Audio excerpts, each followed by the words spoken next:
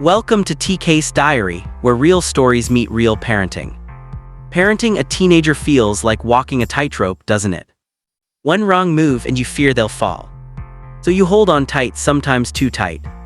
But here's the big question. Are you protecting your teen? Or are you preventing them from growing? Stick around because today we're unpacking the secret to winning your teen's trust and keeping your sanity. You know, if you're a parent or a mentor, your number one instinct is to protect. It's just built into us, right? But here's the thing. Sometimes when we hold on too tight, we actually end up holding them back. It's such a tricky balance, and that's exactly what we're going to dive into today. This is the question we all start with, isn't it? Am I protecting them? Of course, that's the goal. We want to keep them safe from a world that can be, well, pretty complicated. But then there's the other side of it. And this is the one that can really keep you up at night. Are you actually preventing them from growing? It's the flip side of the coin, and this is where it gets really, really tough. So welcome to what I like to call the tightrope of trust. Yeah, it can feel a little scary, maybe a bit wobbly under your feet, but learning to walk this tightrope, that's how we build that crucial bridge from our need for control to their need for real, genuine confidence. Okay, to make this all feel a bit more real, let me tell you a story. It's about a mom, Mrs. Adewale, and her 16-year-old son, David. And I have a feeling their story, well, it might sound pretty familiar to some of you. Now, Mrs. Adewale, she's a great mom, a really strong mom who loves her son like crazy. Her philosophy was pretty simple. If I don't control my son, the world will. And look, her heart was absolutely in the right place. But for her son, he just felt cornered. You know, every single choice was double-checked. Every idea was second-guessed. And then one night, it happened. The moment that changed everything. David just looked at her and asked the one question that stopped her dead in her tracks. Mom, do you even trust me? And that question, it just hung in the air between them. You can just feel that moment, can't you? The silence in the room. I mean, how do you even answer that? Your heart is screaming, of course I do. But you know deep down that all your actions have been shouting no. The real flashpoint, the thing that brought it all to a head, was a school project. David was so excited, you know? He was finally going to lead his team. But his mom, with the best of intentions, immediately jumped in with her plan.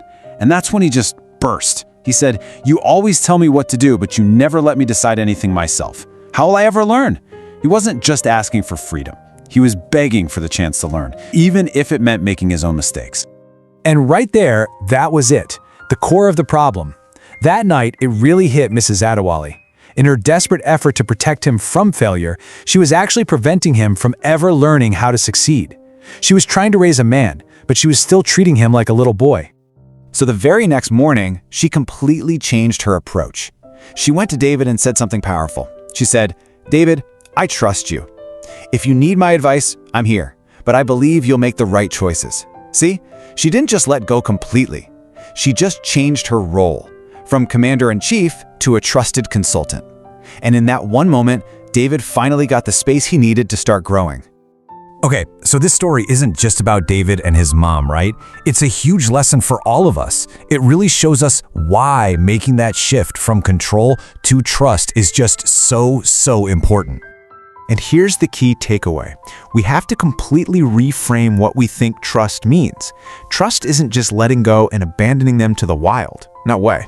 It's more like giving them a bigger backyard to explore while you're still there, watching from the kitchen window, ready to help if they need it.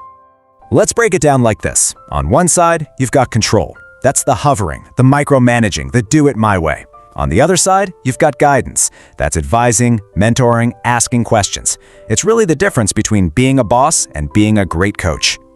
And you know what? There's actual science to back this up. A teenager's brain, specifically the part that handles good decision-making, is basically a construction zone until their mid-20s.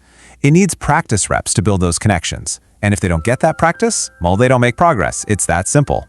This idea has been around forever. I mean, think about the story of the prodigal son. The father let him go. He let him make his own choices, and they were terrible choices. But it was that trust, that freedom to fail, that ultimately gave the son the space he needed to learn his lesson and come home a whole lot wiser.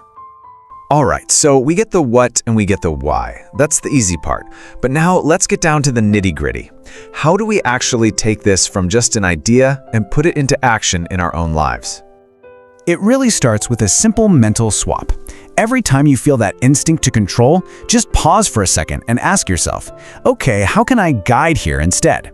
And when you want to jump in and micromanage, switch it up and think, how can I mentor them through this? It's a small, conscious choice, but it can change the entire dynamic of your relationship. So here's a super practical 4-step action plan you can literally start using today. Number 1, be crystal clear about your expectations. No gray areas. 2, hand them a small, low-stakes responsibility, something they can own. 3, guide them, but don't suffocate them. Be their coach, not the player. And 4, when they do well, celebrate that growth. Then you give them a little more responsibility. See, it's a cycle that builds on itself. Want a real-world example? Let's talk money. Instead of just handing over cash every time they ask, try giving them a monthly budget to manage. For their lunches, transportation, maybe a little for fun. Let them be in charge of it. And here's the key part. At the end of the month, you sit down together, you review it, you reflect on it, you talk about what went well and what didn't, and that's how they learn. That's how they grow. Okay, so you're doing all this hard work, walking this tightrope. What's the payoff? What does success actually look and feel like when you start earning your teens' trust back? Well, you'll start to see the signs. You'll know it's working when they start telling you the truth, even when the truth is messy and they know they messed up. They'll start owning their mistakes instead of trying to hide them. And the biggest win of all, you'll know they're making good choices even when you're not looking over their shoulder. At the end of the day, a lot of this comes down to faith. There's that verse in Proverbs that tells us to trust in the Lord, and He'll make our paths straight. And maybe it's like that with our kids. If we can trust a higher power with their long-term future, maybe, just maybe, we can find the strength to trust them with the small steps they need to take today. And that's really the simple, powerful truth at the heart of all this. It's a direct connection. The more you trust them, the more they will grow.